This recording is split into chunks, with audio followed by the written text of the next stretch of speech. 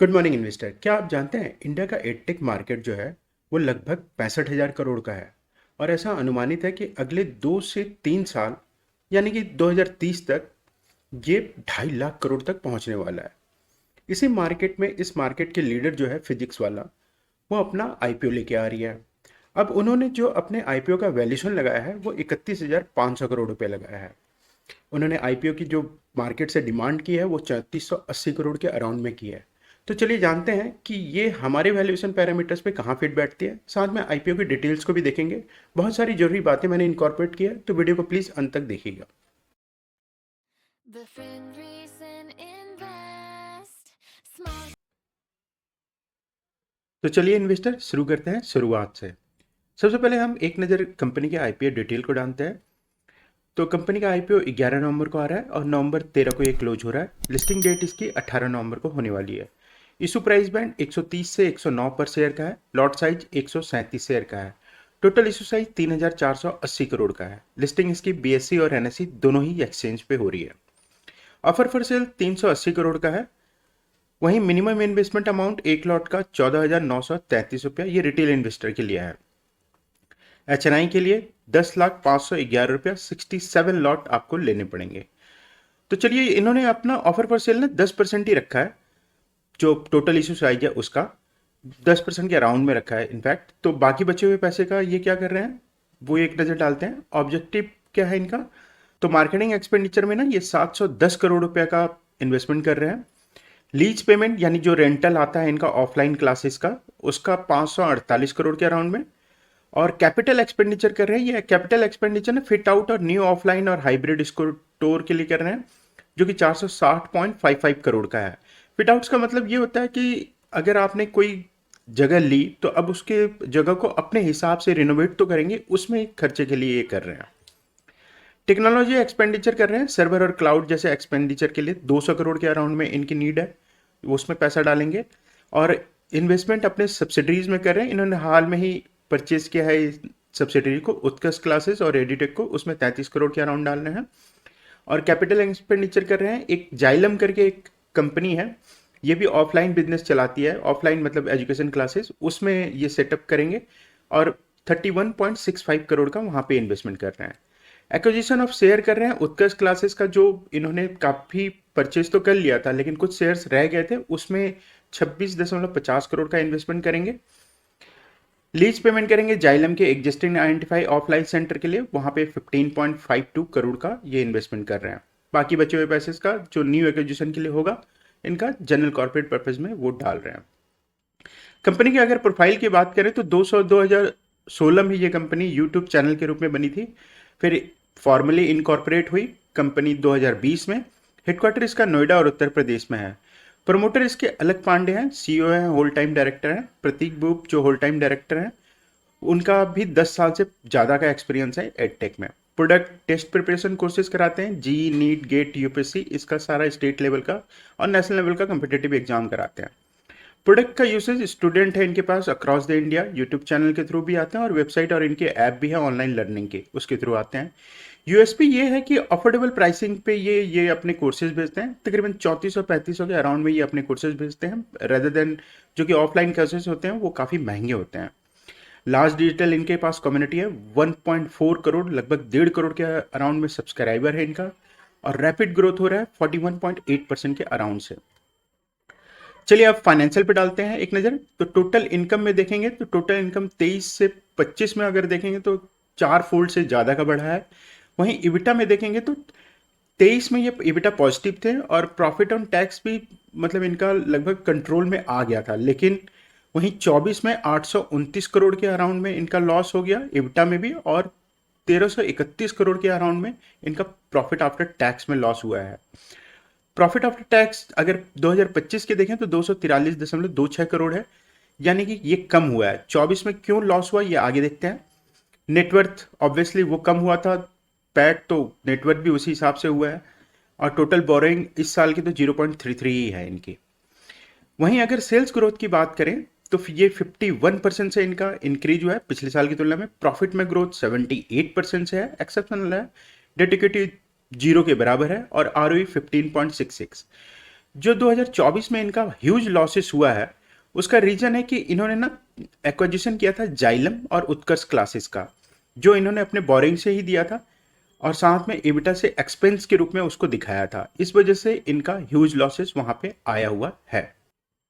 अब चलिए valuation parameters पे देखते हैं। तो फिजिक्स वाला भी, बाकी जो रिसेंटली अभी वी वर्क करके कंपनी आई थी स्टार्टअप, उसने भी 11 के अराउंड में अपना रेवेन्यू मल्टीपल मांगा था। रेवेन्यू मल्टीपल का मतलब हुआ कि 1 रुपये के सेल्स के लिए ये 11 रुपये मांग रहे हैं इन्वेस्टर से, और वैल्यूएशन इसकी कंपनी की 31,500 करोड़ इन्होंने लगाई है उस हिसाब से। अब यहाँ पे बाकी कंपनियों का भी आप देख रहे हैं, पेटीएम हुआ, मामा अर्थ हुआ, जोमेटो हुआ, नाइका हुआ, इन सब ने ज़्यादा ही मांगा था, रैदर देन इसके कि फिजिक्स वाला का जो ग्रोथ है वो लगातार काफ़ी हाई है। हम आगे वाले देखेंगे कि हाँ ये कैसे हो रहा है करके। अब सेल्स ग्रोथ में मांग रहे हैं तो देखते हैं इनका सेल्स ग्रोथ क्या है। तो सेल्स ग्रोथ आप देखिए यहाँ पे लगातार कॉन्टिन्यूस इनका गिर रहा है, क्योंकि पहले साल में बहुत ज़्यादा था 845%, 20 में इनकॉर्पोरेट हुई थी इसलिए बेस ईयर वही होगा, और उसके बाद 232, उसके बाद 151, और इस साल 49%। CAGR की बात करें तो 229.14% अगर इनका ग्रोथ के फैक्टर में आ रहा है।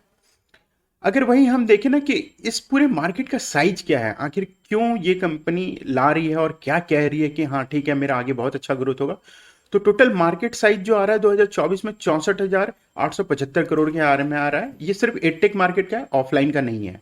फ्यूचर मार्केट का प्रोजेक्शन है कि एडटेक मार्केट 2.5 लाख करोड़ तक पहुंचेगी 2030 तक, यानी ग्रोथ 4x के अराउंड में हो रहा है। वहीं ओवरऑल ऑफलाइन मार्केट का देखेंगे तो 26 लाख करोड़ का ये मार्केट बन रहा है, पूरा एजुकेशन सेक्टर। अब इनके जो फाउंडर हैं अलक पांडे, उन्होंने कहा है कि 7% ही हमने अचीव किया है, 64,000 करोड़ का 7% के अराउंड में इन्होंने अचीव किया है। लेकिन कुछ सोर्सेस ये बता रहे हैं कि 4.5 से 5% के अराउंड ही इन्होंने इनकॉर्पोरेट किया। तो इसके इनके लिए ह्यूज अपॉर्चुनिटी अभी बनी हुई है, जो कि आगे चल के इनके ग्रोथ फैक्टर में काम देगी। तभी ये आईपीओ भी लाया है इन्होंने। और किसी भी तरह का मिसयूज नहीं दिख रहा है ऑब्जेक्टिव्स में, इनके जो फंड का यूटिलाइजेशन में है, सारा का सारा ये फंड या तो ऑफलाइन या तो ऑनलाइन सर्वर वगैरह यूज कर रहे हैं, यानी कि कंपनी की ग्रोथ को लेकर ये काफ़ी सीरियस लग रहे हैं। अब अगर हम ये देखें कि कैसे इसका वैल्यूशन निकालें, तो पीएसजी रेशियो होता है, जैसे पेग रेशियो होता है उसी तरह से पीएसजी है, मैंने प्राइस टू सेल्स जो आया, जो इनका रेवेन्यू मल्टीपल है 10.9 के अराउंड में, उसको हम इनके ग्रोथ फैक्टर से अगर हम डिवाइड करें और वो 1 से कम आता है तो फिर ये कंपनी अंडर वैल्यूड मानी जाती है। यहाँ पे ये हमने निकाला है तो 0.22 इनका रेशियो आ रहा है, तो इस हिसाब से ये अंडर वैल्यूड है। लेकिन प्रॉब्लम इसमें ये है कि जब भी फॉरवर्ड ग्रोथ रेट हम लेते हैं और प्राइस टू सेल्स रेशियो लेते हैं, तो इसमें ये सबसे बड़ा प्रॉब्लम आता है ना, ये नेगेटिव इबिटा या फिर नेगेटिव पैट को काउंट ही नहीं करता है। तो वो चीज़ हमें ध्यान में रखनी पड़ेगी। उस हिसाब से अगर हम देखें तो पिछले कुछ सालों में, मतलब पिछले 1-2 सालों में ये हुआ है मार्केट में कि 10 से 15 के बीच में जो भी आ रहा है आईपीओ, स्पेशली स्टार्टअप्स कंपनी का, वो 10 से 15 के बीच में ही आ रहा है। मतलब 10 से 15 के बीच में उसकी वैल्यूएशन ठीक ठाक लगाई जा रही है। यहाँ पे भी इन्होंने 10.9% रखा है, तो उस हिसाब से हमने रेवेन्यू मल्टीपल के हिसाब से 10 से 15 रखा है।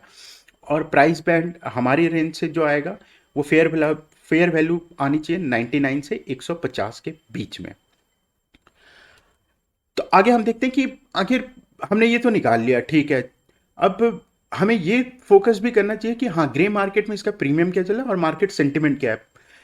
अगर पिछले हफ्ते की बात करें तो पिछले हफ्ते लास्ट फ्राइडे को ही मार्केट गिरा था, नहीं तो मार्केट ओवरऑल स्टेबल जैसा हो गया है और आगे फ्यूचर ग्रोथ दिख रही है। लिस्टिंग के टाइम में अगर बहुत तेजी से मार्केट गिरा तब इनको थोड़ा सा मार्केट सेंटिमेंट का नुकसान होगा, नहीं तो ये ग्रे मार्केट प्रीमियम पे अभी 5 चल रहा है।